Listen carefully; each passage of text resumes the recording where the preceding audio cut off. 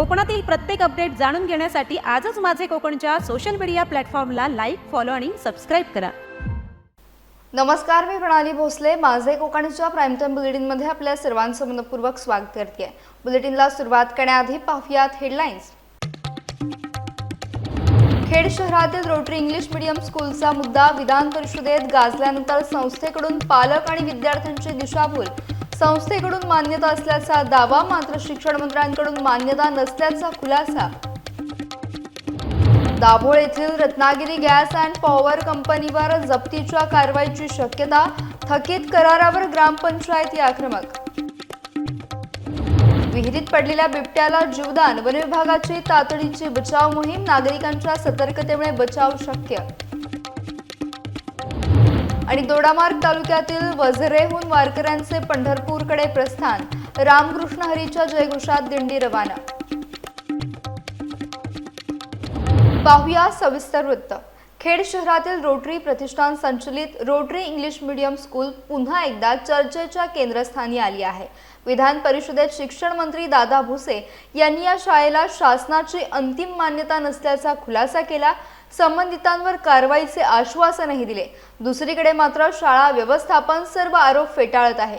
आवश्यक ते कायदेशीर आणि वस्तुनिष्ठ स्पष्टीकरण संबंधित शिक्षण अधिकाऱ्यांकडे सादर करण्यात आल्याचा देखील दावा करून पालकांची दिशाभूल केली जात आहे. परंतु गटशिक्षण अधिकाऱ्यांनी हा दावा पूर्णपणे खोडून काढलाय.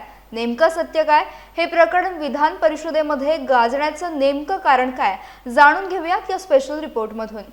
रत्नागिरी जिल्ह्यातील खेड शहरातील रोटरी प्रतिष्ठान संचलित रोटरी इंग्लिश मीडियम स्कूलवर आता गंभीर प्रश्न उपस्थित झाले आहेत. विधान परिषदेत नियम 93 अंतर्गत सदस्य ॲडव्होकेट अनिल परब यांनी हा मुद्दा उपस्थित केला. यावर उत्तर देताना शिक्षण मंत्री दादा भुसे यांनी संबंधित शाळेला शासनाची अंतिम मान्यता देण्यात आलेली नसल्याचे सांगितले. यावेळी केवळ प्राथमिक ना हरकत प्रमाणपत्र देण्यात आले होते. मात्र त्याच आधारे 2008 पासून शाळा सुरू असल्याची माहिती त्यांनी सभागृहात दिली. या विषयाच्या संदर्भामध्ये ब्रीफिंग घेत असताना असं दिसून आलं की पहिल्या टप्प्यातलं जे काही ना हरकत प्रमाणपत्र आहे ते 2008 मध्ये विभागाकडनं देण्यात आलंय आणि त्या प्रमाणपत्रावरच ती शाळा आतापर्यंत 2026 पर्यंत त्या ठिकाणी रन झालेली आहे. तो तर आणखी वेगळाच मुद्दा या ठिकाणी समोर आलेला आहे. आणि मग महसूल डिपार्टमेंटच्या काही ज्या बाबी असतील, किंबहुना अप्रोच रोड आणि इतर ज्या काही बाबी आहेत, तर शिक्षण विभागाने त्याला अंतिम मान्यताच दिलेली नसल्यामुळे ते मुद्दे उपस्थित झाले नाही. परंतु माझ्या समोर हा पण मुद्दा आला की मग 2008 पासून तर 26 पर्यंत आमच्या विभागाच्या अधिकाऱ्यांच्या उपस्थितीमध्ये त्यांच्या समोर हे सगळं चालू आहे ना. मी उत्तरामध्ये सांगितलंय ना की शाळेने मान्यता घेतलेलीच नाही. उत्तरामध्ये सांगितलंय मी. याच वेळी सदस्य ॲडव्होकेट अनिल परब यांनी कथित बनावट कागदपत्रांच्या आधारे परवानग्या मिळवल्याचा आरोप करत संबंधितांवर कारवाईची मागणी केली. तर दादा, ह्याला फौजदारी गुन्हा दाखल करून अशा प्रकारे फसवणूक करणाऱ्यांचा ती फौजदारी गुन्हा करून या शाळेची मान्यता द्या. मुलांचं नुकसान करू नका, परंतु अशा ज्या खोट्या बोगस शाळा आहेत या शाळांची परवानगी आपण रद्द करणार का? आणि अशा खोट्या शाळा चालकांच्या विरोधात आपण फौजदारी गुन्हा दाखल करून त्यांना शासनाचा हिसका काय असतो, शिक्षण मुलांचं भवितव्य घडवणारी जागा आहे ती, अशा ठिकाणी हे जे गैरव्यवहार चालत आहेत यांना एक चांगला इशारा देण्यासाठी या शाळेवरती कारवाई होणं गरजेचं आहे. आपण अशा प्रकारची कारवाई करणार का? यावर शिक्षण मंत्र्यांनी बेकायदेशीरपणे शाळा चालवणाऱ्या संस्था चालकांसह संबंधित अधिकाऱ्यांवर देखील कारवाई करण्यात येईल असं आश्वासन दिलं. मी कुठलीही गोष्ट उलट मी तुम्हाला ऍडिशनल माहिती दिली अनिलजी होऊ द्या त्यांना. आणि म्हणून बिलकुल याच्यावर कठोर कारवाई त्या ठिकाणी केली जाईल. आमच्या विभागाच्याही अधिकाऱ्यांवर कारवाई केली जाईल आणि महाराष्ट्रव्यापी अशा पद्धतीचा ड्राईव्ह त्या ठिकाणी राबवला जाईल. या शाळेत सध्या सुमारे 2200 विद्यार्थी शिक्षण घेत असल्याची माहिती देखील सभागृहात देण्यात आली. त्यामुळे या विद्यार्थ्यांच्या शैक्षणिक भवितव्याबाबतही आता पालकांमध्ये चर्चा सुरू झाली आहे. दरम्यान या सर्व घडामोडींवर शाळा व्यवस्थापनाने पालकांना व्हॉट्सॲपद्वारे एक संदेश प्रसारित केला। या संदेशात शाळेसंदर्भात उपस्थित झालेल्या तांत्रिक बाबींवर आवश्यक ते कायदेशीर आणि वस्तुनिष्ठ स्पष्टीकरण संबंधित शिक्षण अधिकाऱ्यांकडे सादर करण्यात आल्याचा दावा करण्यात आला। तसेच शाळा शासनमान्य असून पालक आणि विद्यार्थ्यांनी कोणतीही चिंता करू नये असं आवाहन देखील करण्यात आलं आहे। मात्र आमच्या प्रतिनिधींनी या दाव्याची पडताळणी करण्यासाठी संबंधित गटशिक्षण अधिकाऱ्यांशी संपर्क साधला। यावेळी शाळा व्यवस्थापन किंवा संस्थेकडून या संदर्भात कोणतेही स्पष्टीकरण अथवा कागदपत्रे अद्याप प्राप्त झालेली नसल्याचे गटशिक्षण अधिकाऱ्यांनी सांगितले। संस्थेकडून माझ्याकडे वैयक्तिक असं त्याचं काही आलेलं नाही आहे या संदर्भात। या ठिकाणी मी आता वरिष्ठांशी संपर्क केला, त्यावरून वरिष्ठ स्तरावरून त्याची पुढील चौकशीचं पत्र निघालेलं आहे।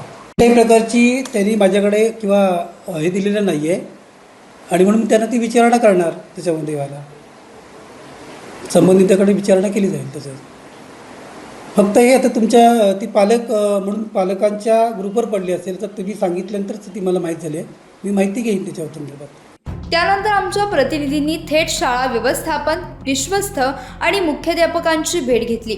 यावेळी संस्थेच्या प्रतिनिधींनी आपल्या शाळेवर होत असलेले सर्व आरोप फेटाळून लावत संस्था आणि शाळेने कोणतेही गैरकृत्य केले नसल्याचा दावा केला। आरोपांबाबत सध्याची संस्थेची भूमिका, संस्थेविरुद्ध करण्यात आलेले आरोप हे कोणत्याही सक्षम प्राधिकरणाच्या निष्कर्षावर आधारित नसून वस्तुस्थिती, उपलब्ध कागदपत्रे व कायदेशीर स्थिती यांच्याशी विसंगत आहे। संस्था कोणत्याही व्यक्तीच्या हेतूबाबत भाष्य करू शकत नाही किंवा इच्छित नाही। तथापि उपलब्ध तथ्ये व परिस्थितीवरून हे आरोप स्थानिक स्तरावरील वैयक्तिक अथवा राजकीय मतभेदांच्या पार्श्वभूमीवर प्रेरित असल्याची शक्यता नाकारता येत नाही। संस्था या विषयावर संयम बाळगत असून सक्षम शासकीय प्राधिकरणावर पूर्ण विश्वास व्यक्त करते। रोटरी प्रतिष्ठान हेड ही कायद्याचा आदर करणारी व सामाजिक बांधिलकी जपणारी संस्था आहे।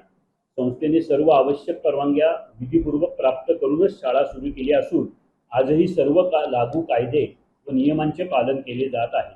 विद्यार्थ्यांच्या शैक्षणिक हिताला सर्वोच्च प्राधान्य देत संस्था ग्रामीण भागात उत्कृष्ट, सुरक्षित व जागतिक दर्जाचे शिक्षण उपलब्ध करून देण्याचे कार्य सातत्याने करत राहील याची ग्वाही मी संस्थेचा मेंबर म्हणून देतो। की ओव्हरऑल आता आम्हाला ते अलाउड नाहीये की आपण कुणाचं नाव घेणार, बट ओव्हरऑल जे पण अधिकारी आलेले होते इथे त्यांना ज्या ज्या गोष्टी त्या लोकांनी मागितले त्या सगळे जे परमिशन्स होते ते आपण त्यांना प्रॉपरली त्यांना दिलेले आहेत। आता या संपूर्ण प्रकरणात 3 वेगवेगळ्या भूमिका समोर आल्यात। एका बाजूला विधान परिषदेत शिक्षण मंत्र्यांनी अंतिम मान्यता नसल्याचे सांगत चौकशी आणि कारवाईचे आश्वासन दिले आहे। दुसऱ्या बाजूला शाळा व्यवस्थापन सर्व आरोप फेटाळत आहे, तर तिसऱ्या बाजूला शाळा व्यवस्थापनाने स्पष्टीकरण दिल्याचा दावा केला असतानाही गटशिक्षण अधिकाऱ्यांनी आमच्याशी बोलताना असे कोणतेही स्पष्टीकरण प्राप्त झाले नसल्याचे स्पष्ट केले। यामुळे या संपूर्ण प्रकरणात नेमकी वस्तुस्थिती काय, शासकीय नोंदी काय सांगतात आणि पुढील चौकशीतून कोणते सत्य समोर येणार याकडे आता पालक, विद्यार्थी आणि संपूर्ण जिल्ह्याचं लक्ष लागलंय। विधान परिषदेतील खुलासा, शिक्षण मंत्र्यांचे कारवाईचे आश्वासन, शाळा व्यवस्थापनाचा दावा आणि गटशिक्षण अधिकाऱ्यांची वेगळी भूमिका या सर्व घडामोडींमुळे रोटरी इंग्लिश मीडियम स्कूलचे प्रकरण आता अधिकच चर्चेत आले आहे। या प्रकरणात संबंधित विभागाच्या चौकशीनंतर नेमकी वस्तुस्थिती काय समोर येते आणि पुढे कोणती प्रशासकीय कारवाई होते याकडे सर्वांचं लक्ष लागलंय। माझे कोकणसाठी सागर कदम, खेड, रत्नागिरी। महाड नगर परिषदेचे मुख्याधिकारी धनंजय कोळेकर यांच्यावर झालेल्या हल्ल्याच्या निषेधार्थ पेण नगर परिषदेच्या कर्मचाऱ्यांनी अर्धा दिवस लेखणी बंद आंदोलन केले। 8 जुलै रोजी पाणी प्रश्नावरून झालेल्या वादातून भाजपचे नगरसेवक सूरज बामणे यांनी मुख्याधिकारी धनंजय कोळेकर यांच्यावर हल्ला केल्याच्या घटनेच्या कर्मचाऱ्यांनी निषेध नोंदवला। आंदोलनात विविध विभागातील अधिकारी आणि कर्मचारी सहभागी झाले। यावेळी निषेधाच्या घोषणाही देण्यात आल्या। लेखपाल किरण शहा यांनी ही घटना दुर्दैवी असल्याचे सांगत संबंधित हल्लेखोरावर कठोर कारवाईची मागणी केली। जिल्हाधिकारी कार्यालयाला निवेदन देऊनही दखल घेतली गेली नाही, तर कर्मचारी युनियनच्या आदेशानुसार पूर्णवेळ कामकाज बंद ठेवून आंदोलन करण्याचा इशाराही त्यांनी दिला। या घटनेचे पडसाद राज्यभरातील पालिका कर्मचारी संघटनांमध्ये उमटताना पाहायला मिळत आहेत। आपल्याला काल जी घटना घडली त्यांच्या सगळ्यात ज्ञात असेलच आपल्याला। आपले महाडचे शिवसाहेब कोळकर साहेब यांना काल दुपारी कार्यरत असताना त्यांच्यावर अचानक घाट हल्ला झाला। ही घटना दुर्दैवी आहे, कारण आपल्याकडे आपल्या कोकणात किंवा आपल्या जिल्ह्यामध्ये अशी कुठल्या प्रकारची घटना घडली जात नाही। महाराष्ट्रामध्ये, कोकण सोडून द्या, आपल्या संपूर्ण राज्यामध्ये पण झालेली घटना फार दुर्दैवी आहे आणि वाईट गोष्ट आहे। त्या ज्यांनी भ्याड हल्ला केलेला त्याच्यावर ॲक्शन होणे आवश्यकच आहे आणि त्या निषेधार्थ आज आपण ते सगळं उपस्थित आहोत। मी सर्वांना विनंती करतो की आपण आज दुपारी 12 वाजेपर्यंत कोणीही काम करू नये। सगळ्यांनी पेन बंद करून सर्वांनी आपल्या इथं उपस्थित राहावे आणि जर युनियनने आपल्याला हाक दिली उद्या परवा कधी, तर आपल्याला दिवसभर काम बंद करावं लागेल। हे सर्वांनी आपल्याला ध्यानात असावं। अटक झाले पाहिजे आणि तसं पत्र आता आमचे युनियनचे अध्यक्ष आहेत ते आज माननीय जिल्हाधिकारी रायगड कार्यालयामध्ये साहेबांना पत्र देण्याकरता गेलेले आहेत। आज सगळी म्हणजे युनियनची माणसं सगळे तिकडे जाणार आहेत। पत्र पुढची ॲक्शन म्हणजे समजा युनियनने हाक दिली किंवा महाड नगर परिषदेने हाक दिली तर आम्ही काम बंद करणार आहोत। रोहा नागोठणा मार्गावर संकेत जनार्दन कोतवाल यांच्या मृत्यूनंतर सुरू झालेले आंदोलन अखेर मागे घेण्यात आले। भातसाईचे पोलीस पाटील संकेत कोतवाल यांच्या अपघाती मृत्यूनंतर संतप्त ग्रामस्थ आणि नातेवाईकांनी रोहा नागोठणा मार्ग रोखून धरत न्यायाची मागणी केली होती। जवळपास 18 तास मृतदेह ताब्यात न घेता आंदोलन सुरू ठेवण्यात आलं होतं। मात्र आंदोलनस्थळी झालेल्या चर्चेनंतर संबंधित ठेकेदाराने ग्रामस्थांच्या मागण्या मान्य केल्याची माहिती समोर आली आहे। त्यानंतर ग्रामस्थांनी आंदोलन मागे घेत मार्गावरील अडथळा हटवला असून वाहतूक पुन्हा सुरळीत झाली आहे। आंदोलनादरम्यान परिसरात मोठा पोलीस बंदोबस्त तैनात करण्यात आला होता। मागण्या मान्य झाल्यानंतर परिस्थिती शांत झाली असून पुढील कायदेशीर प्रक्रिया प्रशासनाकडून सुरू करण्यात येत आहे। रत्नागिरी जिल्ह्यातील दाभोळ येथील Ratnagiri gas and power company अर्थात RGPPL वर थकीत जमीन आणि इमारत कराप्रकरणी जप्तीची कारवाई होण्याची शक्यता निर्माण झाली आहे। अंजनवेल, वेलदूर आणि रानवी या 3 ग्रामपंचायतींनी संयुक्तपणे कंपनीविरोधात जप्तीची कारवाई करण्याचा निर्धार केला असून याबाबत कंपनीसह जिल्हा प्रशासन आणि पोलीस प्रशासनाला देखील अधिकृत नोटीस बजावण्यात आली आहे। सन 2005 ते 6 पासून कंपनीकडून संबंधित ग्रामपंचायतना नियमित कर भरला जात होता। मात्र 2021-22 पासून जमीन आणि इमारत कर भरण्यास कंपनीने नकार दिल्यानं हा वाद निर्माण झाला। आता थकीत कराच्या वसुलीसाठी स्थानिक स्वराज्य संस्थांनी कठोर भूमिका घेतली आहे। दरम्यान प्रस्तावित जप्तीच्या कारवाईबाबत कंपनीची भूमिका काय असेल आणि 28 जुलैपूर्वी या प्रकरणावर तोडगा निघतो का याकडे संपूर्ण जिल्ह्याचं लक्ष लागलंय। नेमकं प्रकरण काय आहे जाणून घेऊयात आमचे प्रतिनिधी मंगेश तावडे यांच्याकडून। देशातील सर्वात मोठा वायू आधारित वीज निर्मिती प्रकल्प म्हणून ओळखला जाणारा RGPPL आणि जुना वादग्रस्त एनरॉन प्रकल्प याला स्थानिक प्रशासनानं म्हणजेच येथील रानवी ग्रामपंचायत, अंजनवेल ग्रामपंचायत आणि वेलदूर ग्रामपंचायत यांनी चांगलाच दणका दिलाय। कर थकबाकी प्रकरणी या 3ही ग्रामपंचायतीनं संयुक्तरित्या त्यांना जप्तीची नोटीस धाडलेली आहे। काय नेमकं प्रकरण आहे, काय नेमका विषय आहे, जप्तीची नोटीस का दिले, किती रक्कम जप्तीची आहे या संदर्भात आपण येथील सरपंच आपल्यासोबत आहेत त्यांच्याकडून जाणून घेणार आहोत।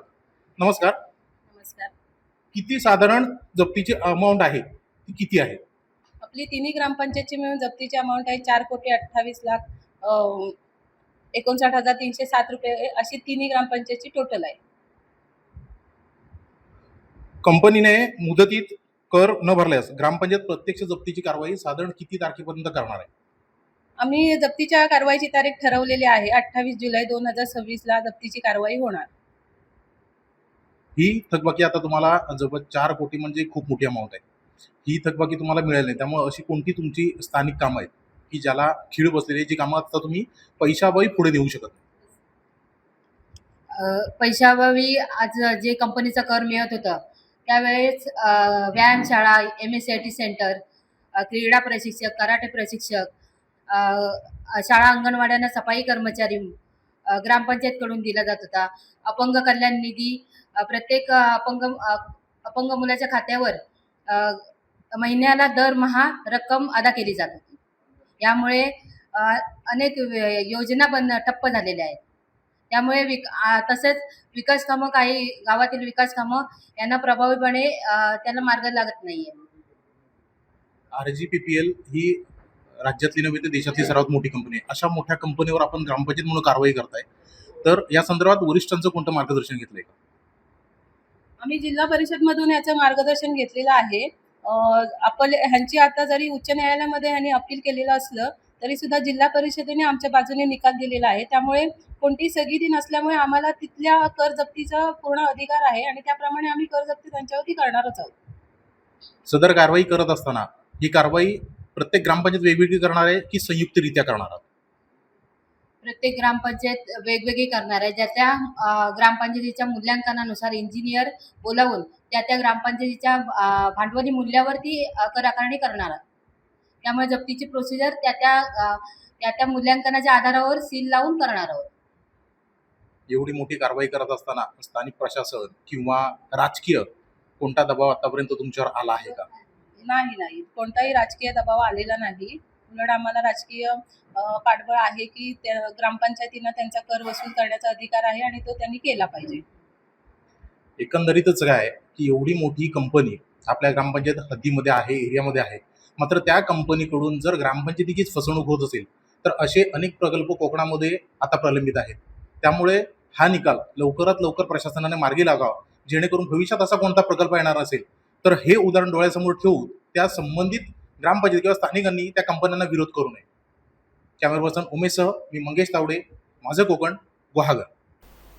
मुसळधार पावसामुळे रत्नागिरी जिल्ह्यातील खेड तालुक्यात निर्माण झालेल्या पूरस्थितीनंतर महाविकास आघाडीच्या वतीने तातडीच्या शासकीय मदतीची मागणी करण्यात आली आहे. अतिवृष्टीमुळे खेड शहर 2 वेळा पाण्याखाली गेले, अनेक ठिकाणी दरडी कोसळल्या तर दहिवली येथे मातीचा ढिगारा घरावर कोसळून दोघांचा मृत्यू झाला. याशिवाय खेड शहरातील व्यापाऱ्यांचे देखील मोठ्या प्रमाणावर आर्थिक नुकसान झाले. या पार्श्वभूमीवर दहिवलीतील मृतांच्या कुटुंबियांना तसेच नुकसानग्रस्त व्यापाऱ्यांना तातडीने आर्थिक मदत देण्याची मागणी करण्यात आली आहे. यासाठी काँग्रेसचे ज्येष्ठ नेते गौस खतीब, उद्धव बाळासाहेब ठाकरे, शिवसेनेचे तालुका प्रमुख सचिन निकम, माजी नगरसेवक मुजावर आणि खेडमधील व्यापाऱ्यांनी तहसीलदार सुधीर सोनावणे यांची भेट घेऊन निवेदन सादर केले. आज आम्ही आघाडीच्या वतीने तहसीलदार साहेबांना पूरग्रस्तांना मदत मिळावी म्हणून निवेदन दिलं. आज गेले कित्येक वर्ष हा पुराचा त्रास आमच्या खास करून आमच्या मोहल्ला परिसर, सफा मस्जिद चौक तसेच बाजारपेठ ह्या लोकांना गेले कित्येक वर्ष या पुराचा आम्हाला फटका बसत आहे. मगाशीच आम्ही तहसीलदारांना सांगितलं की करोडो रुपयाचा निधी हा गाल काढण्यासाठी येतो आणि तो गाल फक्त एक 100 ते 150 मीटरच्या परिसरातला या नदीतला काढला जातो. बाकीचा गाल तसाच आहे आणि एक पोकलेन किंवा 2 डंपर लावून हा काय गाल काढू शकत नाही. आज जर चिपळूणमध्ये त्यांनी जो नदीचा गाल काढला त्या परिस्थितीत आज तिथं पुराचं पाणी कमी यायला लागलं. पण आमच्या खेडमध्ये हा जो गाल काढला जातोय तो कुठंतरी त्याच्यात मोठ्या प्रमाणात भ्रष्टाचार झालेला आहे आणि होत आहे. ते आम्ही आज यांना तहसीलदारांना सांगितलं आणि याच्या पुढेही आमचे जे वरिष्ठ आमचे जे नेते मंडळी आहेत त्यांना आम्ही हे कळवणार आहोत की बाबा करोडो रुपयाचा निधी हा गाल काढण्यासाठी या खेडमध्ये येतोय, पण त्याचं व्यवस्थितरित्या काम केलं जात नाही. ह्याच्यात प्रचंड मोठा भ्रष्टाचार आहे असं आमचं म्हणणं आहे. तेव्हा आम्ही लवकरच आमच्या वरिष्ठांशी हे चर्चा करणार आहोत. या आठवड्यात जी अतिवृष्टी झाली त्या अतिवृष्टीमुळे या संपूर्ण खेड तालुक्यामध्ये जे काही नुकसान झालं शेतकऱ्यांचं, गोरगरिबांचं आणि खेड शहरातल्या व्यापारी बांधवांचं, खेड शहरातल्या राहणाऱ्या नागरिकांचं, या सगळ्या पूरग्रस्तांना तातडीची मदत मिळावी, ताबडतोब पंचनामे करून तातडीची मदत मिळावी याकरिता आम्ही महाविकास आघाडीतर्फे आम्ही खेड तहसीलदार या कार्यालयामध्ये तहसीलदार साहेबांना आम्ही निवेदन द्यायला आलो होतो. मला एवढंच फक्त माहिती आहे की ग्रामीण भागातलं एक नैसर्गिक आपत्ती आपण समजू शकतो, डोंगराळ भाग, भौगोलिक एरिया, परंतु शहरामधली जी काही आपत्ती आहे ती नैसर्गिक आपत्ती किती वर्ष म्हणायची, कारण गेली काही वर्ष कोट्यवधी रुपयांचा खर्च होतो आहे आणि मधले जे 12 महिन्यातले 8-9 महिने व्यापारी आता यावर्षी गाळ येणार नाही, कोट्यवधी खर्च झाला आहे म्हणून सुखाने झोपायचा प्रयत्न करतात. परंतु पावसाळा आल्यानंतर अवघ्या अर्ध्या दिवसामध्ये खेड शहर भरतो. मग हा कोट्यवधी रुपयाचा खर्च झाला कुठे, कसा झाला, कुठे झाला, काढलेला गाळ गेला कुठे, गाळ काढला की नाही काढला, हा प्रश्न सर्वांच्या मनात निर्माण झालेला आहे. आणि मग खेड शहरवासीयांनी दरवर्षी अर्धा दिवस पाऊस आला की पावसामध्ये सगळं शहर बुडून जातो. आणि मग याच्यावरती उपाय काय, याच्यावरती आत्मपरीक्षण करणं गरजेचं आहे. आणि यासाठी आम्ही निवेदन द्यायला या सर्व घटनेमध्ये नुकसानग्रस्तांना भरपाई मिळावी म्हणून आम्ही निवेदन द्यायला इथं तहसील कार्यालयामध्ये आलो होतो. रायगड जिल्ह्यातील पेण तालुक्यात 6 जुलै रोजी झालेल्या मुसळधार पावसामुळे राधाकृष्णवाडीत गंभीर पूरस्थिती निर्माण झाली होती. या पुरात अनेक घरांमध्ये पाणी शिरल्याने अन्नधान्य, फर्निचर, कपडे आणि दैनंदिन वापराच्या वस्तूंचे मोठे नुकसान झाले. या पार्श्वभूमीवर सहारा कन्स्ट्रक्शनचे मालक यशवंत दादा घासे यांनी पूरग्रस्त भागाला भेट देत परिस्थितीची प्रत्यक्ष पाहणी केली. त्यानंतर सहारा कन्स्ट्रक्शनच्या वतीने राधाकृष्णवाडीतील सर्व पूरग्रस्त ग्रामस्थांना अन्नधान्याचे वाटप करण्यात आले. या मदत कार्यावेळी यशवंत दादा घासे यांच्या कन्या, दादरगावचे माजी उपसरपंच मंगेश पाटील, राहुल पैरवी, वैभव पाटील तसेच एबी पाटील उपस्थित होते. या मदत कार्यामुळे पूरग्रस्त कुटुंबांना मोठा दिलासा मिळाला असून संकट काळात मदतीचा हात पुढे केल्याबद्दल ग्रामस्थांनी सर्व मान्यवरांचे आभार व्यक्त केले. रत्नागिरी जिल्ह्यातील चिपळूण तालुक्यातील तिवडी गावाचा गेल्या 20 वर्षापासूनचा पिण्याच्या पाण्याचा प्रश्न अखेर मार्गी लागला. वनविभाग आणि कॉर्पोरेट CSRच्या संयुक्त प्रयत्नातून गावातील ऐतिहासिक पाण्याच्या कुंडाच्या पुनरुज्जीवनासाठी 10 लाख रुपयांचा निधी मंजूर करण्यात आला आहे. 2021च्या अतिवृष्टीत गावातील नैसर्गिक झऱ्याचे कुंड उद्ध्वस्त झाल्यानंतर ग्रामस्थांना पिण्याच्या पाण्यासाठी मोठी पायपीट करावी लागत होती. शासकीय निधीला तांत्रिक अडचणी येत असल्याने विभागीय वन अधिकारी गिरिजा देसाई यांच्या पुढाकारातून नागपूर येथील Lloyds metal energy and Rishabh Meta इस्पात प्रायव्हेट लिमिटेड कंपनीकडे CSR अंतर्गत प्रस्ताव पाठवण्यात आला. त्यानुसार कंपनीने 10 लाख रुपयांचा निधी मंजूर केला. विशेष कार्यक्रमात निधी सुपूर्द करण्यात आला असून या उपक्रमामुळे तिवडी गावाच्या पाणी प्रश्नावर कायमस्वरूपी तोडगा निघण्याची आशा निर्माण झाली आहे. सिंधुदुर्ग जिल्ह्यातील कुडाळ तालुक्यात वनविभागाने विहिरीत पडलेल्या बिबट्याची यशस्वी सुटका करत त्याला जीवदान दिले. वेताळ बांबर्डे येथील कदमवाडी परिसरातील सार्वजनिक विहिरीत बिबट्या पडल्याचे सकाळी स्थानिक नागरिकांच्या निदर्शनास आले. याची माहिती मिळताच वनविभागाचे अधिकारी आणि रेस्क्यू पथक तातडीने घटनास्थळी दाखल झाले. आवश्यक खबरदारी घेत राबवण्यात आलेल्या बचाव मोहिमेत बिबट्याला सुखरूप विहिरीबाहेर काढण्यात यश आले. त्यानंतर वनविभागाच्या पथकाने बिबट्याला सुरक्षितपणे त्याच्या नैसर्गिक अधिवासात सोडले. स्थानिक नागरिकांच्या सतर्कतेमुळे ही बचाव मोहीम वेळेत राबवणे शक्य झाले असून वनविभागाच्या तत्पर कारवाईचे कौतुक होत आहे. 8 वाजताच्या सुमारास आम्हाला बिबट्या विहिरीमध्ये सामूहिक विहिरीमध्ये पडल्याची आम्हाला बातमी मिळाली होती.